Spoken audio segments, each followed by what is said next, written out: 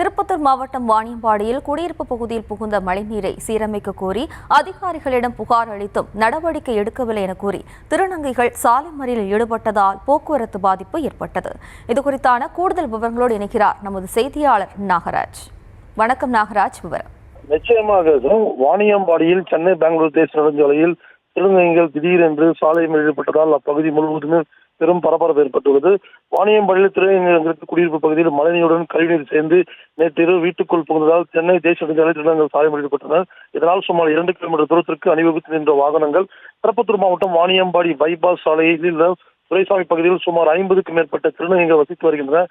மழைக்காலங்களில் தேசிய நெடுஞ்சாலையில் வரக்கூடிய மழைநீர் மற்றும் ஏரியில் செல்லக்கூடிய கால்வாய் நீர் முறையான மழைநீர் கால்வாய் இல்லாததால் குடியிருப்பு பகுதியில் சூழ்ந்துள்ளது.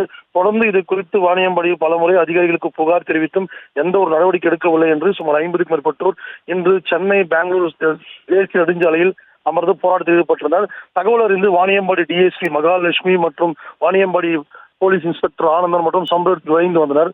உடனடியாக அவருடன் பேச்சுவார்த்தை நடத்தி ஈடுபட்டனர். அப்போது அவருடைய பேச்சுவார்த்தை திருநங்கைகள் எடுக்கவில்லை. பலமுறை நாங்கள் புகார் அளித்தும் எந்த ஒரு நடவடிக்கை எடுக்கப்படாதால் நாங்கள் இப்போது சாலை மறியலில் ஈடுபட்டோம் என்று கூறினர். உடனடியாக வருவாய்த்துறையினர் மற்றும் வாணியம்பாடி நகராட்சி துறையினர் அதிகாரிகளும் விரைந்து வந்தனர். அதன் பிறகு வாணியம்பாடி நகரமன்ற உறுப்பினர் சாரதிகுமார் மற்றும் அதிகாரிகளுடன் பேச்சுவார்த்தை ஈடுபட்டனர். அப்போது நாங்கள் உடனடியாக அந்த கழிவுநீர்களை அகற்றவும் என்றும் உறுதியளித்ததன் பேரில் அவர்கள் சாலை மறியலை கைவிட்டு சென்றனர். இதனால் சுமார் 2 கிலோமீட்டர் தூரத்துக்கு போக்குவரத்து ஸ்தம்பித்தது, பாதிக்கப்பட்டது. விவரங்களுக்கு நன்றி நாகராஜ்.